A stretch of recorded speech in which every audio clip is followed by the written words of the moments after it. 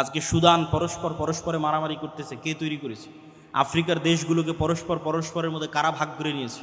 Spain ভাগ করে নিয়েছে, ফ্রান্স ভাগ করে নিয়েছে, ইতালি ভাগ করে নিয়েছে।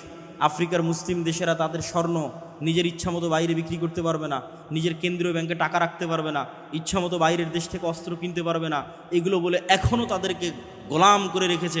অথচ পৃথিবীর সবচেয়ে বেশি খনিজ সম্পদ আফ্রিকায় আছে, অথচ পৃথিবীর সবচেয়ে গরিব আফ্রিকার মানুষ।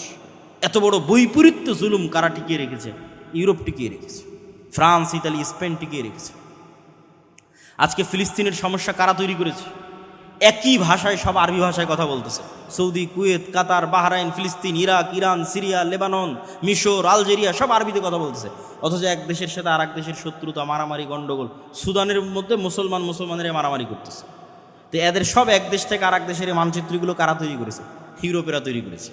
ফিলিস্তিনের মানচিত্র কে তৈরি করেছে? ইসরায়েলের, ওর মধ্যে মানচিত্র ইউরোপেরা তৈরি করেছে। মুসলমানদের যে কোনো সমস্যার গোড়ায় হাত দিবেন, দেখবেন ইউরোপীয় উপনিবেশ। ইউরোপীয় উপনিবেশের গোলামির চিহ্ন এখনো মুসলমানেরা বহন করে বেড়াচ্ছে। তো তখনই তারা আমাদের এই রাষ্ট্র কাঠামোটাকে এমন অবস্থায় দাঁড় করিয়ে গেছে যেন এখানে ইসলামী রাষ্ট্র কাঠামো আর প্রতিষ্ঠিত করা সম্ভব না হয়। তাহলে আমাদের বাংলাদেশ, আমাদের আজকের পাকিস্তান, এটা কোন কাঠামোর উপর দাঁড়িয়ে আছে? যতই 1947 বলেন যে স্বাধীনতা পেয়েছি, যতই বলেন 1971 স্বাধীনতা পেয়েছি, আপনি বাংলাদেশের পুলিশ আইন বের করেন, বাংলাদেশের ফাউন্ডেশনের অনুমোদন হবে সেটার আইন বের করেন, যে কোনো আইনে হাত দেন, সব ব্রিটিশ কাঠামোর উপর দাঁড়িয়ে আছে। কাঠামো ওটাই, কাঠামো চেঞ্জ হয়নি। তাহলে ডেমোক্রেটিক সিস্টেম, সেকুলার সিস্টেম, এগুলো ইউরোপেরা তাদের সমস্যার সমাধান করার জন্য আবিষ্কার করেছে। তারপরে মুসলমান দেশগুলোকে যখন তারা দখল করে নিয়েছে, তখন এই জিনিসগুলোই তারা মুসলমানদের উপর চাপিয়ে দিয়েছে। নাও এটাই তোমাদের সমস্যার সমাধান, তোমরাও অন্ধকার যুগে ছিলা। হ্যাঁ, মুসলমানরা তো কোনোদিন অন্ধকার যুগে ছিলই না। মুসলমানদের ইতিহাসে কখনো খেলাফতি নিজামে এত জুলম, এত অত্যাচার, এত হত্যা কখনোই হয়নি। গত 100 বছরে খেলাফতবিহীন অবস্থায় যত অত্যাচার, যত জুলুম, যত হত্যা হয়েছে। সম্মানিত উপস্থিতি, তাহলে আমাদের বুঝতে হবে যে ইসলামের রাজনীতি আছে, ইসলামের রাষ্ট্র ব্যবস্থা আছে, আবার গণতন্ত্রই যে একমাত্র মুক্তি, এটাও চরম ভুল। আবার আমি রাজনীতিও করব না, এটাও চরম ভুল। আপনাকে বুঝতে হবে যে ইসলামের রাজনীতি কোনটা, ইসলামের রাষ্ট্র ব্যবস্থা কোনটা, এবং কিভাবে প্রতিষ্ঠিত করা সম্ভব। এবার বাস্তব উদাহরণে আসে, একদম প্র্যাকটিক্যাল উদাহরণে আসে। এই যে জুলাই বিপ্লবের কথা বলা হয়, 2000 মানুষ জীবন দিল। এই 2000 লাশের বিনিময়ে এখন পর্যন্ত শিরকি জাতীয় সঙ্গীতের জায়গাতেই আছে। কি হয়েছে? কিছু হয়নি। 1972 সালে হুবহু ভারতের সংবিধানকে কপি করে যে সংবিধান তৈরি করা হয়েছে, ওই সংবিধানের জায়গাতেই আছে। আর কত উদাহরণ নেবেন? তাহলে কোনো চেঞ্জ নাই। তাহলে কেন এটা রাখা হলো? এটাই আমি বলি যে এটা হচ্ছে প্রিম্যাচিউর ডেলিভারি। মানে বাচ্চা হওয়ার সময় হওয়ার আগেই যদি বাচ্চা হয়ে যায়, তাহলে এরকমই হয়। কেননা প্রকৃত ইসলামের উত্থান তখনই সম্ভব যখন আগের কাঠামো পরিপূর্ণ ধ্বংস হয়ে যাবে। তখন আগের কাঠামো বজায় রেখে পূর্ণাঙ্গ ইসলাম প্রতিষ্ঠা সম্ভব নয়। আগের কাঠামো পরিপূর্ণরূপে ধ্বংস হয়ে যাবে, ওখান থেকে পূর্ণাঙ্গ ইসলামী খেলাফতের উত্থান হবে।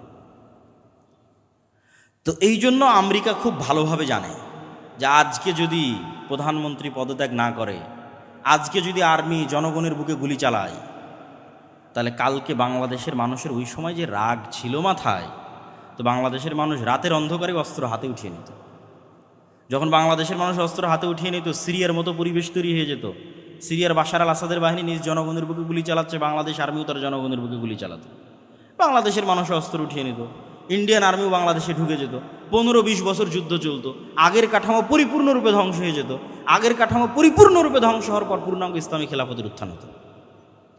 কিন্তু এতে অনেক রক্ত, অনেক শ্রম, অনেক পরিশ্রম যেত। কিন্তু আমেরিকা এটা খুব ভালোভাবে জানে যে এখন যদি আর্মি অস্ত্র উঠায়, তাহলে এই কাঠামো শেষ। যে গণতান্ত্রিক কাঠামো আছে, ব্রিটিশদের যে কাঠামো আছে, এটার কবর রচনা হয়ে যাবে। অতএব যার উপর রাগ উঠেছে সে পদত্যাগ করুক, মানুষ ঠান্ডা হয়ে যাক, কিন্তু কাঠামো বেঁচে যাক। বুঝেননি মনে হয়? তাহলে সব মানুষের রাগ উঠে গেছে, বাঙালি যেহেতু হুজুগে বাঙালি, যেই মানুষের উপর রাগ উঠে গেছে, বাবা তুমি এখন সরে যাও, সরে গেল, মানুষ সব ঠান্ডা হয়ে গেল, কাঠামো যে কার সেই থাকে, কোনো পরিবর্তন নাই। এই হলো অবস্থা, সম্মানিত উপস্থিতি। এবং এইভাবেই খেলা হয়। যেহেতু আজকের আধুনিক বিশ্বের মূল ক্ষমতার চাবিকাঠি তাদের হাতে, সুতরাং তারা এইভাবেই খেলে। তাদের কাঠামো তাদের টিকিয়ে রাখতে হবে, কেন কাঠামো ভেঙে পড়লে সেখান থেকে ইসলামের উত্থান হবে।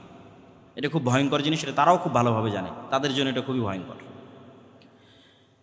এখন আসি যে আমরা আসলে যদি ইসলামী রাষ্ট্র প্রতিষ্ঠা করতে চাই, আমরা এখন এই কাঠামোর মধ্যে থেকে কিভাবে চেষ্টা করব।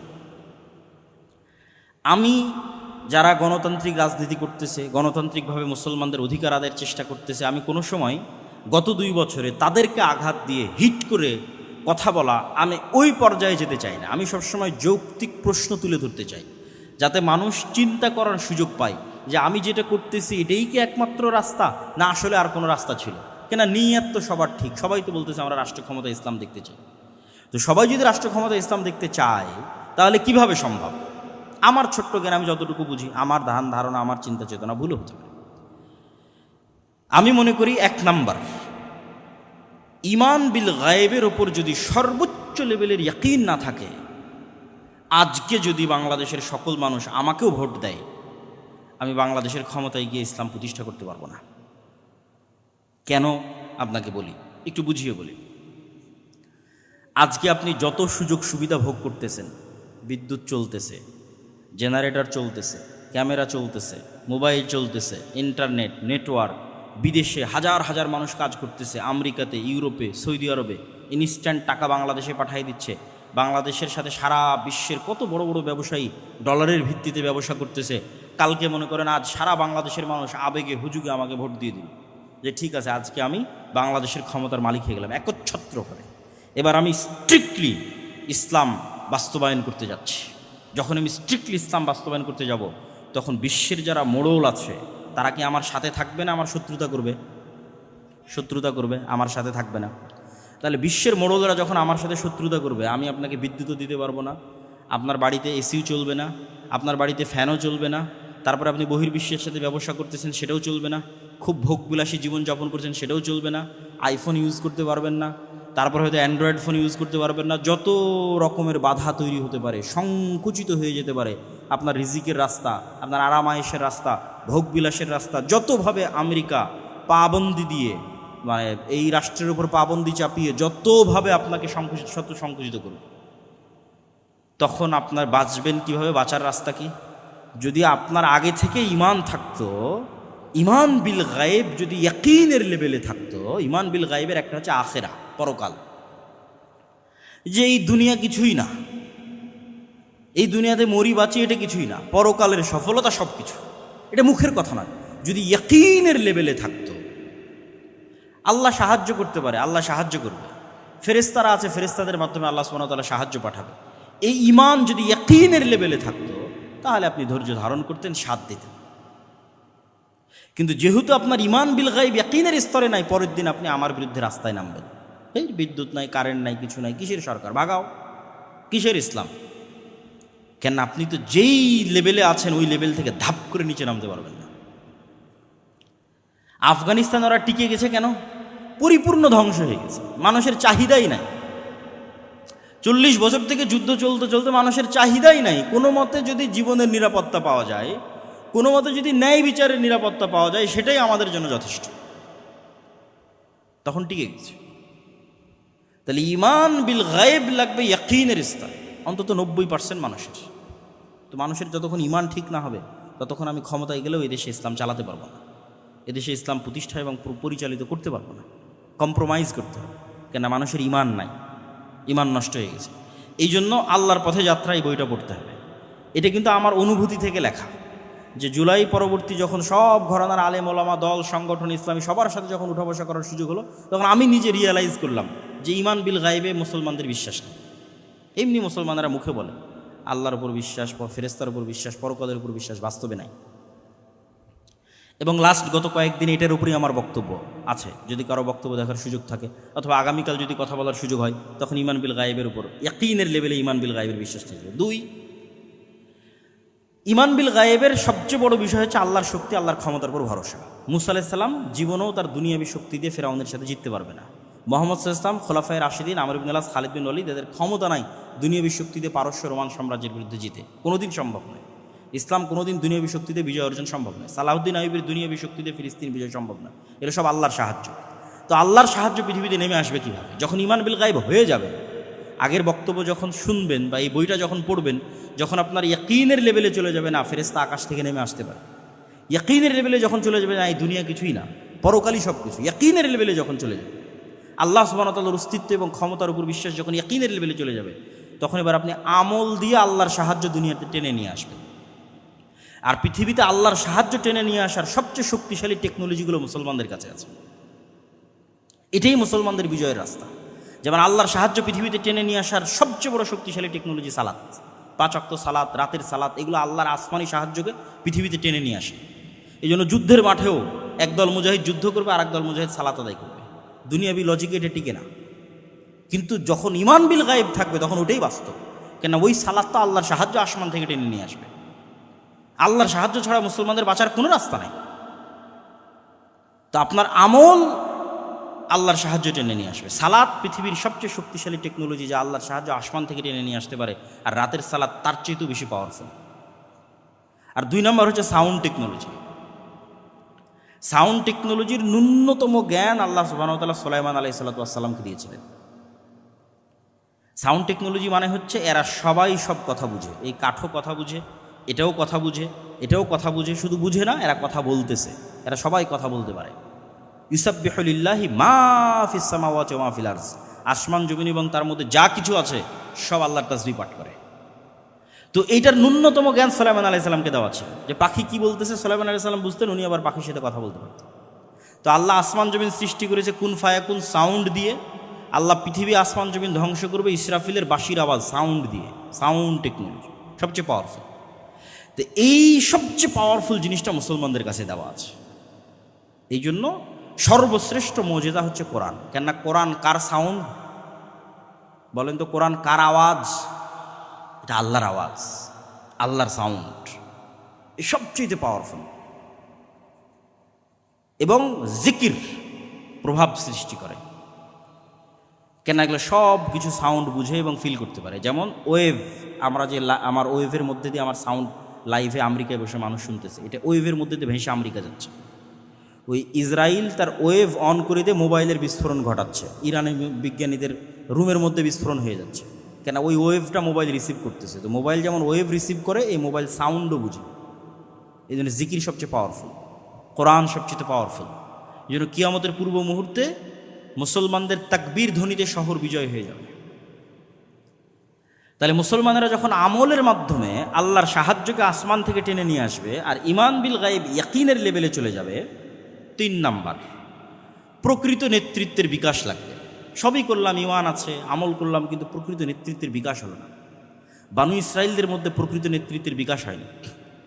মুসলমানদের ইউরোপীয় উপনিবেশের 200 বছর শাসনের কারণে মুসলমানদের নেতৃত্বের চরিত্র ধ্বংস হয়ে গেছে। নাই, কোনো মুসলমানের মধ্যে ইল্লা মান রাহিমা রব্বি নেতৃত্বের চরিত্র নাই। সব মুসলমান নামাজ পড়তেছে, জাকাত দিচ্ছে, রোজা রাখতেছে, মুখে ইমানের কথা বলতেছে, কিন্তু সবাই মুনাফিক। লাম ইয়াদখুলিল ঈমান ফি কুলুবিহিম, কলবে ঈমান ঢোকেনি। যখনই কথা বলে মিথ্যা বলে। ওইদা ওয়াদা আখলাফা, ওয়াদা করলে ভঙ্গ করে। ওইদা তুমি না খানা, দায়িত্ব দিলে আমানতের খেয়ানত করে। এই স্বভাবগুলো কোথায় থেকে পেয়েছে? এগুলো বানু ইসরায়েলদের স্বভাব। ইউরোপীয় উপনিবেশে গোলামির মাধ্যমে স্বভাবগুলো অর্জন করেছে। আর বানু ইসরায়েলেরা ফেরাউনের গোলামি করে এই স্বভাব অর্জন করেছে। মুসা আলাইহিস সালামও যদি বানু ইসরায়েলদের সাথে বড় হতো, মুসা আলাইহিস সালাম এরকম হয়ে যেত। এই জন্য আল্লাহ মুসা আলাইহিস সালামকে ন্যায় পরায়ণতা, সত্যবাদিতা, আমানতদারিতার নেতৃত্বের মৌলিক গুণের উপর বড় করার জন্য ফেরাউনের বাড়িতে বড় করেছে। কেন? ফেরাউনের বাড়িতে রিজিকের সংকট ছিল না, মারামারি ছিল না, কাটাকাটি ছিল না, হিংসা ছিল না, বিদ্বেষ ছিল না। প্রিন্স যেভাবে বড় হয় সেভাবে বড় হবে। তাহলে জন্মগত স্বভাবের উপর বড় হবে, জন্মগত সত্যবাদিতা, ন্যায় পরায়ণতা, আমানতদারিতার উপর বড় হবে। আর গোলাম মারামারি করবে, কাটাকাটি করবে, হিংসা করবে, বিদ্বেষ করবে, সে তো নেতা হতে পারবে না। এই জন্য ইউরোপিয়ানরা ডেমোক্রেসিকে, গণতন্ত্রকে আরও জিইয়ে রেখেছে মুসলিম দেশগুলোতে, যারা মুসলমানদের মধ্যে যাতে কোনো দিন প্রকৃত নেতার আবির্ভাবই না হয়। কেননা যখনই গণতান্ত্রিক রাজনীতিতে অংশগ্রহণ করবেন, আরেকজনের বিরুদ্ধে বলবেন, মিথ্যা বলবেন, তারপরে হিংসা করবেন, বিদ্বেষ করবেন, তাহলে তো আপনি আল্লাহর দৃষ্টিতে প্রকৃত নেতা হতেই পারবেন না। ক্ষমতা তো আল্লাহ দিবে, তা আল্লাহর দৃষ্টিতে তো প্রকৃত নেতা হতে হবে, ক্ষমতা পাওয়ার যোগ্য হতে হবে। ঈমান বিল গায়েব আছে, ইয়াকিন আছে, আমাল আছে, কিন্তু প্রকৃত নেতৃত্বের বিকাশ হয়। প্রকৃত নেতৃত্বের বিকাশের জন্য সব নবী যেই গুণের উপর ছিলেন, সত্যবাদিতা, আমানতদারিতা, ন্যায়পরায়ণতা, সেই গুণের উপর আসা লাগবে আমাদেরকে। সত্যবাদিতা, ন্যায়পরায়ণতা, আমানতদারিতা, এইভাবে যখন কেউ এই গুণের উপর চলে আসবে, যেটা আল্লামা ইকবাল বলেছিলেন, সাবাক ফিরসে পার সাদাকাত কা, শুজাআত কা, আদালত কা, লিয়া জায়গা তুঝসে কাম, দুনিয়া কি ইমামত কা। উনি গোটা ইউরোপ, আমেরিকা সব সফর করে দেখেছেন যে মুসলমানদের কোনো সমস্যাই নাই। কেন? উনি সব আইডিওলজি বুঝেন। কিরে, এরা তো গণতন্ত্রের পিছিয়ে ছুটতেছে, এরা সমাজতন্ত্রের পিছিয়ে ছুটছে, এর চেয়ে ভালো সমাধান তো মুসলমানদের কাছে আছে, তাহলে এরা পারতেছে না কেন? এগুলো সব উনি বুঝতেন। সব বুঝে উনি সামারি বের করলেন, মুসলমানদের কাছে এত সুন্দর নামাজ আছে, এত সুন্দর সালাত আছে, জিকির আছে, সবই আছে মুসলমানদের কাছে, এত সুন্দর পরিবার ব্যবস্থা আছে, পৃথিবীতে কোথাও নাই, তাও মুসলমানেরা মাজলুম কেন? তো সামারি বের হলো মুসলমানদের নেতৃত্বের যোগ্যতা তৈরি হওয়ার সব রাস্তা ইউরোপিয়ানরা বন্ধ করে রেখে দিয়েছে। এরা পরস্পর মারামারি করবে, কাটাকাটি করবে, হিংসা বিদ্বেষ করবে, দুর্নীতি করবে, এই স্বভাবের উপর এদেরকে বড় করবে। আফ্রিকায় সব বড় বড় মুসলিম দেশের রাষ্ট্রনেতারা টাকার কাছে বিক্রি হয়ে যায়। বাংলাদেশের নেতারাও দেখবেন যে টাকার কাছে, ক্ষমতার কাছে বিক্রি হয়ে যায়। পাকিস্তানের নেতারা বিক্রি হয়ে যায় কেন? কারো সত্যবাদিতা, ন্যায়পরায়ণতা, আমানতদারিতা নাই। তুমি বলেছো মুসলমানেরা তোমাদের কাছে সব আছে, তোমরা সত্য বলা শিখো, ন্যায়পরায়ণ হওয়া শিখো, আমানতদার হওয়া শিখো, আল্লাহ তোমাদেরকে পুনরায় পৃথিবীর নেতৃত্ব দিয়ে দেবে। বলেন ইনশাআল্লাহ। তাহলে ঈমান বিল গায়েব লাগবে, আল্লাহর সাহায্য আকাশ থেকে টেনে নিয়ে আসতে পারতে হবে, ঠিক আছে?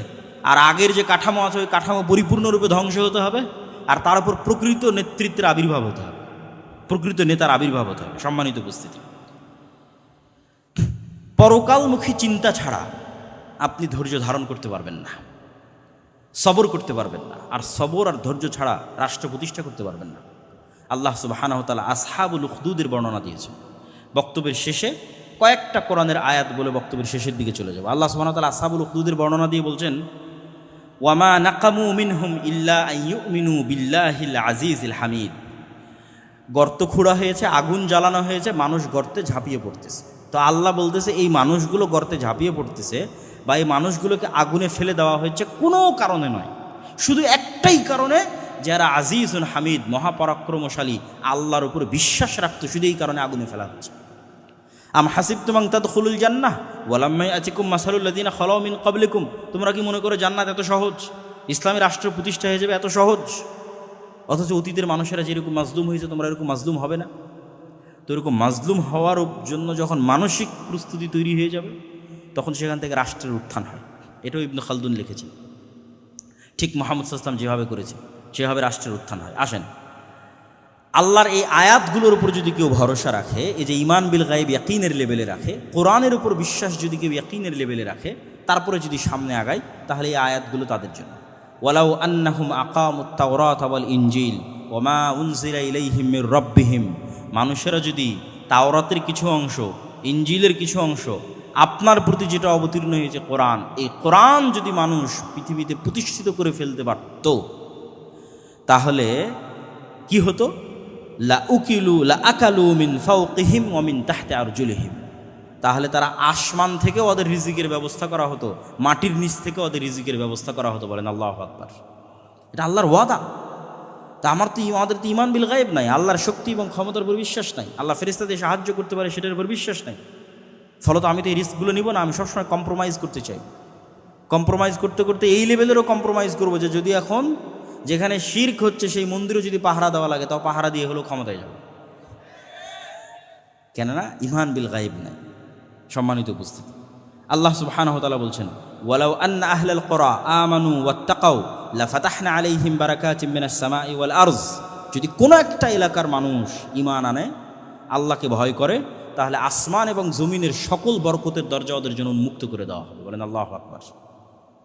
আল্লাহ সুবহানাহু ওয়া তাআলা বলছেন, ওয়া'আদাল্লাহুল্লাযীনা আমানু মিনকুম, তোমাদের মধ্যে যারা ঈমান এনেছে, ওয়া আমিলুস সালিহাত, তোমাদের মধ্যে যারা সৎ আমল করে। ঈমান, সৎ আমল।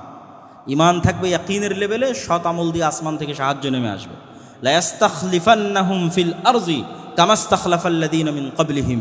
তাহলে তোমাদের অতীতে যারা চলে গেছে তাদেরকে যেমন আল্লাহ বিজয় দিয়েছে, রাষ্ট্র ক্ষমতা দিয়েছে দাউদ, সুলাইমান, ইউসুফ, মুহাম্মদ সাল্লাল্লাহু আলাইহি সাল্লাম, পরবর্তীতে খোলাফায়ে রাশিদিন, তাহলে আল্লাহ তোমাদেরকে ওইভাবে পুনরায় তোমাদেরকে আল্লাহ সুবহানাহু ওয়া তাআলা পৃথিবীতে প্রতিষ্ঠিত করবে, যাতে তোমরা কি করতে পারো, বিনা ভয়ে আল্লাহর ইবাদত করতে পারো এবং পৃথিবীতে কোনো শিরক না থাকে, সেটি যেন তোমরা নিশ্চিত করতে পারো। সম্মানিত উপস্থিতি, এই আয়াতগুলোকে সামনে রেখে আমরা এতটুকুই আজকের আলোচনার সর্বশেষে এসে এতটুকুই বলতে চাই যে ইসলামী রাষ্ট্র মুসলমানদের লাগবেই, খুবই জরুরি। কিন্তু এই ইসলামী রাষ্ট্র কিভাবে প্রতিষ্ঠিত হবে সেটাও আমাদের শিখতে হবে এবং আমাদের দুর্বলতা, আমাদের কাজের জায়গা কোথায় সেটাও আমাদের বের করতে হবে। তা আপনি বলবেন যে এগুলো সব উদ্ভট কথা, এগুলো দিয়ে কি আসলে বাস্তব কাজ কি করতে হবে? বাস্তব যদি কিছুই কাজ করার খুঁজে না পান, তাহলে অন্তত ইহুদিদের থেকে কিছু শিখার আছে। ইহুদিরা পৃথিবীর জনসংখ্যায় সবচেয়ে কম, অথচ পৃথিবীর সবচেয়ে বড় দেশের কন্ট্রোল তাদের হাতে। এই কাজগুলো অন্তত যে কেউ করতে পারবে। সেই কাজগুলো হচ্ছে শক্তিশালী প্রতিষ্ঠান তৈরি করা, শক্তিশালী মিডিয়া, শক্তিশালী অর্থনৈতিক প্রতিষ্ঠান। সারা বাংলাদেশের সব মসজিদ মাদ্রাসা মিলেও এক ব্রাকের সমান হতে পারবে না। ব্রাক অর্থনৈতিকভাবে যতটা শক্তিশালী, সারা বাংলাদেশের সব মসজিদ মাদ্রাসা মিলে অতটা শক্তিশালী হতে পারবে না। সারা বাংলাদেশের সব ইসলামিক ফাউন্ডেশন, ইসলামিক এনজিও মিলে তার সমান হতে পারবে না। কিন্তু ওই লেভেলের চিন্তা তো আমাদের মাথায় কাজ করে না। আমাদের মাথায় কাজ করে, হ্যাঁ সবাই আজকে একবারে রাজপথে নেমে একদিনেই সব কায়েম হয়ে যাবে। একবারে রাজপথে তো সব মুসলমানেরাই নেমেছিল, সব তো নামাজি রোজাদার ছেলেপেলেরাই তো সব শহীদ হয়েছিল, তো ক্ষমতা তো সব এনজিওর হাতে চলে গেল। তাহলে আগে থেকে যদি ওই জায়গায় আপনার গ্রিফট না থাকে, কন্ট্রোল না থাকে, আপনি লক্ষ লক্ষ মানুষ রাস্তায় নামলেও দেখবেন যে দিন শেষে ক্ষমতা তাদের হাতে। এই জন্য এই জায়গাগুলোতে তো অন্তত ফাইট দেওয়ার সুযোগ আছে, সচিবালয়ে কাজ করার সুযোগ আছে, মিডিয়াতে কাজ করার সুযোগ আছে। বাংলাদেশের মিডিয়া কাদের কন্ট্রোলে? দেখেন, খুঁজে দেখেন কাদের কন্ট্রোলে। তো এই জন্য আমি বলি যে শক্তিশালী শিক্ষা প্রতিষ্ঠান লাগবে, শক্তিশালী মিডিয়া লাগবে, শক্তিশালী অর্থনৈতিক প্রতিষ্ঠান লাগবে, আমর বিল মারুফ আর নাহি আনিল মুনকারের পরিশ্রম লাগবে, ন্যায় প্রতিষ্ঠার আন্দোলন লাগবে। আর আগে যেগুলো বলেছি সেগুলো তো পূর্ব শর্ত, ওগুলো ছাড়া এগুলো করলেও কোনো লাভ নাই। মানে ইসলাম যদি রাষ্ট্র ক্ষমতায় আনতে চাওয়া হয়, ওগুলো তো আগে লাগবেই। তার পাশাপাশি এই জিনিসগুলোর চর্চা করতে হবে, এগুলো তো মুসলমানরা করতে পারে। সব যত মুসলমানদের সংগঠন আছে, দল আছে, রাজনৈতিক অরাজনৈতিক, সবাই মিলেও তো চিন্তা করতে পারে যে না আমরা এটার পিছনে ইনভেস্ট করি। কিন্তু দেখবেন যে না, সবার ইনভেস্টের চিন্তা চেতনা আমাকে এখনই ইমিডিয়েট এখনই ক্ষমতায় যেতে হবে। ভাই, যেহেতু গণতন্ত্র কোনোদিন ন্যায় প্রতিষ্ঠা করতে পারবে না, মানে গণতন্ত্র থাকলে জুলুম থাকবে, জুলুম থাকলে মানুষ এটাকে একদিন না একদিন সহ্য করতে পারবে না, এ কথাই ঠিক। যেমন জুলাইয়ে সহ্য করতে পারেনি, আজ থেকে 15 বছর পর আবার দেখবেন বাংলাদেশের মানুষ রাস্তায় নেমে গেছে কারো না কারো বিরুদ্ধে। তো তোমাকে আজকেই ক্ষমতায় যেতে হবে এটা জরুরি নয় তো। আগামী 30 বছর পর কীভাবে বাংলাদেশের রাষ্ট্র ক্ষমতায় যাওয়া যাবে? সবাই তো 90% মুসলমানের দেশ। অন্তত যেই সমস্ত জায়গাগুলোতে এনজিওগুলো দখল করে আছে, মিডিয়াগুলো দখল করে আছে, ওই সমস্ত জায়গাগুলো অন্তত মুসলমানদের দখলে চলে আসে। বড় বড় ব্যবসায়ী সব মুসলমানেরা হোক, ইসলামপন্থী ব্যক্তিরা বড় বড় ব্যবসায়ী হোক, চেষ্টা করুক। তাহলে পরবর্তী 15-20 বছর পর যখন এরকম আন্দোলন হবে, যেহেতু অন্যায় থাকবে, অন্যায় থাকলে মানুষ আন্দোলন করবে, তখন অন্তত মানুষ যেন রাস্তায় নেমে বলতে পারে যে না, ওই হুজুগে নয়, এবার একদম ক্ষমতায় ইসলাম প্রতিষ্ঠা করে ঘর থেকে বিদায় নিব, আগের কাঠামোকে সম্পূর্ণরূপে ধ্বংস করেই আমরা ঘরে ফিরব। তো ওইটার জন্য তো কাজ করার অনেক সুযোগ আছে, অসংখ্য জায়গা আছে কাজ করার। বাংলাদেশের ইসলামী দল, ইসলামী রাজনৈতিক অরাজনৈতিক সংগঠন কেউ জানেই না যে সরকার প্রাথমিক বিদ্যালয়ে গানের শিক্ষক নিয়োগ দিয়ে দিয়েছে। তাহলে প্রাথমিক বিদ্যালয়ে গানের শিক্ষক কে নিয়োগ দিল? ও 50 বছর থেকে কাজ করতেছে প্রাথমিক বিদ্যালয়ে গানের শিক্ষক নিয়োগ দেওয়ার জন্য। আর ওই জায়গায় আমার কোনো সোর্সই নাই, কোনো নিউজই নাই। কেউ যদি একটু ইসলামপন্থী থাকে তাহলে সে যেন উঁচু পদে না যেতে পারে, ঠিক আছে? সচিবালয়ে বিভিন্ন জায়গায় বদলি, উমুক টুমুকের শিকার করে ওকে যেন ডিমোশন করা হয়। এগুলো কারা করে? ঘরে বসে থেকে একদল মানুষ করে, যাদের হাতে মিডিয়া আছে, যাদের হাতে এনজিও আছে। ওই জায়গাগুলোতে অনেক কাজ করার সুযোগ আছে। সম্মানিত উপস্থিতি, এই জন্য আমরা আমাদের জায়গা থেকে ক্ষুদ্র পরিসরে যে কাজগুলো করার চেষ্টা করতেছি, এই কাজগুলো ব্যাপকভাবে করা সম্ভব। যেমন শতভাগ মুসলমানকে কোরআন এবং দিন শিখানো, এটা মক্তবের মাধ্যমে আপনি করতে পারবেন। শতভাগ মসজিদে আপনি শতভাগ মুসলমানের সন্তানের কোরআন এবং দিন শিখানোর ব্যবস্থা করেন। এই মুসলমানের সন্তানেরাই তো পরবর্তীতে বড় হয়ে ওসি, ডিসি, এসপি হবে, মন্ত্রী, মিনিস্টার হবে। তাদেরকে আপনি সত্যবাদিতা, আমানতদারিতে, ন্যায়পরায়ণতা শিখান, যাতে এরা টাকার কাছে বিক্রি না হয়, যাতে এরা ক্ষমতার চাপের কাছে নত না হয়। একটা সৎ প্রজন্ম তৈরি করেন, ঈমান বিল গায়বের উপর ইয়াকিন রাখে, পরকালের উপর ইয়াকিন রাখে, এরকম একটা সৎ প্রজন্ম তৈরি করেন। তারপরে এই যে সুদ, সুদ হচ্ছে গোলামির দ্বিতীয় মাধ্যম। আজকে সারা বিশ্বের মুসলিম কান্ট্রিগুলোকে গোলাম রাখা হয়েছে সুদ দিয়ে। ফেরাউন বানু ইসরায়েলদের গোলাম রাখতো সুদ দিয়ে। মদিনায় ইহুদিদের কন্ট্রোল ছিল সুদ দিয়ে। এই জন্য আল্লাহ নবী মদিনায়কে সবার আগে সুদে ব্যবসার উপর আঘাত হেনেছে, কেন আল্লাহ নবী জানতো সব তো ইহুদিদের কন্ট্রোলে। এখানে যদি অর্থনীতিতে মুসলমানরা বিজয় না হয় তো ইহুদিদের অধীনেই থাকতে হবে। আল্লাহ নবী হিজরত করে আব্দুর রহমান বিন আওফ, ওসমান, জুবাইর ইবনে আওয়াম সবকে বলে তোমরা ব্যবসা করো, সবাই তো তোমরা ব্যবসা জানো, খালি হাতে আসছো তো কি হয়েছে, আনসারিরা তোমরা এদের টাকা দাও, ব্যবসা করো। অর্থনীতিতে ইহুদিদের কন্ট্রোল রাখা যাবে না। আজকে সারা পৃথিবীর শুধু অর্থনীতির কন্ট্রোল ইহুদিদের হাতে। ওই জায়গায় তো আপনাকে একটু হলো ফাইট দিতে হবে, কিন্তু আমরা যেই পদ্ধতিতে ফাইট দিচ্ছি সেটা তো ঠিক না।